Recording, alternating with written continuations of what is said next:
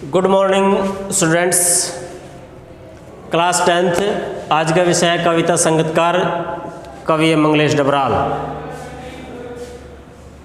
पहला पद है ये, मुख्य गायक के चट्टान जैसे भारी स्वर का साथ देती वह आवाज़ सुंदर कमज़ोर कांपती हुई थी। वह मुख्य गायक का छोटा भाई है या उसका शिष्य है या पैदल चलकर सीखने आने वाला दूर का कोई रिश्तेदार मुख्य गायक की गरज में। वह अपनी गूंज मिलाता आया है प्राचीन काल से। गायक जब अंतरे के जटिल तानों के जंगल में खो चुका होता है या अपने ही सरगम को लांग करके चला जाता है भटकता हुआ एक अनहद में, तब संगीतकार स्थायी को संभाले रहता है। जैसे समेटता मुख्य गायक का पीछे छूटा हुआ सामान, जैसे वो याद दिलाता उसका बचपन जब वह नौसिखिया था। प्रसंग है, प्रस्तुत पद्यांश हमारे पाठ्य पुस्तक हिंदी में संकलित संगीतकार नामक कविता से लिया गया, जिसके कवि हैं मंगलेश डबराल। कवि ने इसमें मुख्य गायक के साथ जो टीम होती है, जो उसके शिष्य होते हैं, और वो शिष्य उस मुख्य गायक का साथ देते हैं, तो उनका वर्णन किया गया है कि मुख्य गायक के साथ गाने वाले जो संगीतकार को विशिष्टता प्रदान करने वाले, उसके महत्व को प्रतिपादित किया गया है। कवि कहता है कि मुख्य गायक के चट्टान जैसे भारी स्वर का साथ देती वह आवाज़ सुंदर कमजोर कांपती हुई, कि जो मुख्य गायक के चट्टान जैसे भारी भरकम जो आवाज़ होती नहीं, उस आवाज़ का साथ देती हुई एक साथ दे रही है एक कांपती हुई आवाज़, सुंदर सी आवाज़ मिल गई थी। यानी उस कहने का मतलब है उस भारी भरकम आवाज़ के साथ एक सुंदर कांपती हुई आवाज़ उसको मिल गई, जो मुख्य गायक की जो भारी भरकम आवाज़ थी। नीचे से गाने वाले होते हैं, हालांकि वो इतने निपुण नहीं होते, लेकिन उसकी आवाज़ के साथ मिलाने का काम करते हैं।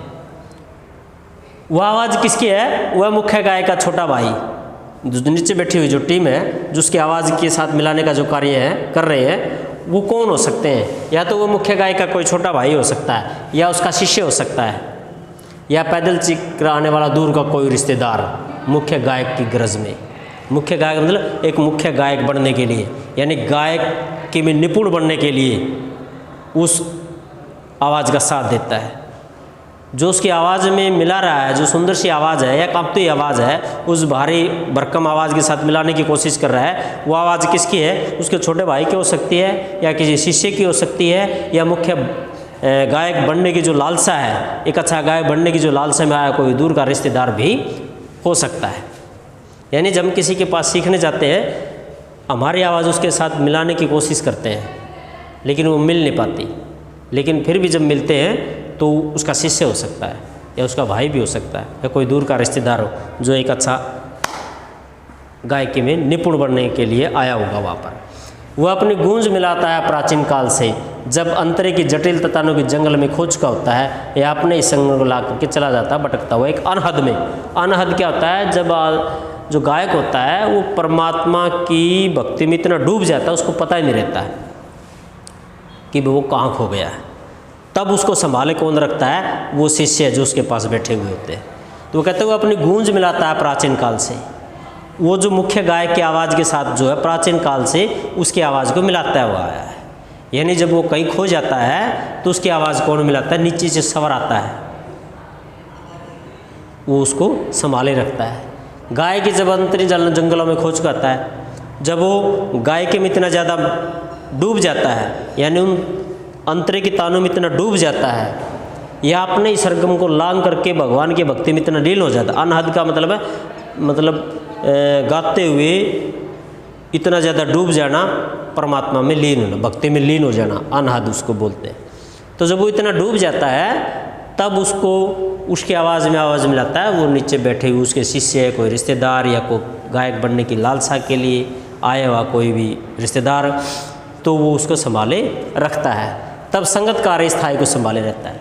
तब वो नीचे बैठे हुए जो टीम के सदस्य होते हैं, जो शिष्य है, वो उसकी तानों को संभाले हुए रखते हैं, उस सरगम को संभाले हुए रखते हैं। संगीतकार का मतलब साथ देने वाले व्यक्ति उसको संभाले रखते हैं।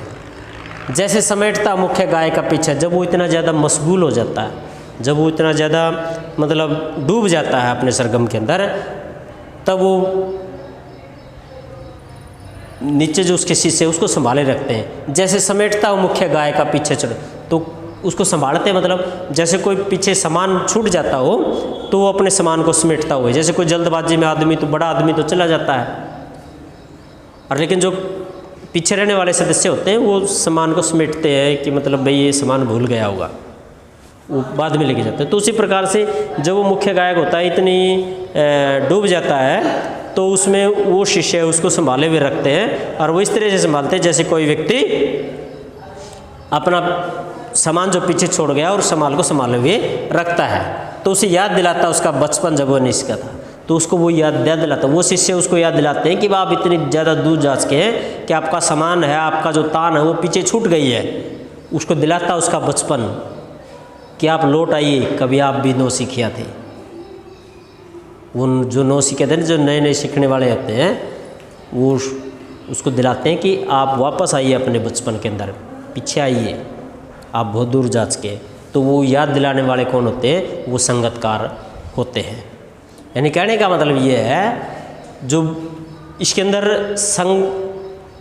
मुख्य गायक के साथ जो नीचे उसके जो शिष्य होते हैं, जो उसका साथ देते हैं, आवाज़ में आवाज़ मिलाने के गुण होते हैं, गायकी में भी, उन संगीतकार में भी उनका बहुत बड़ा महत्व होता है। वो उसको संभाले रखते हैं, पकड़े रहते हैं कि आप बहुत दूर चले गए, यानी उसके सरगम को संभाले रखते हैं। यानी कहने का मतलब है, केवल एक ही व्यक्ति संगीत में ऐसा नहीं है कि मतलब मुख्य गायक ही सब कुछ है, लेकिन उसके नीचे जो कोई संगीत बजाने वाला होता है, कोई उसका साथ देने वाला होता है, तो उन सभी का अपना अपना महत्व होता है। तो इसके अंदर है कि अंतरे की जटिलताओं में मानो ये इसके अंदर रूपक अलंकार है, जैसे समेटता मुख्य गायक, ये उत्प्रेक्षा अलंकार है, मुख्य गायक की गरज में अनुप्रास अलंकार है,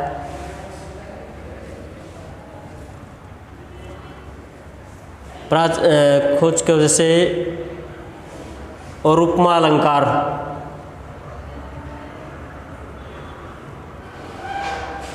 तो खड़ी भाषा का इसके अंदर प्रयोग किया गया है, तत्सम और तद्भव शब्दों का इसके अंदर प्रयोग किया गया है। गायक है, छोटा ये तद्भव शब्द है,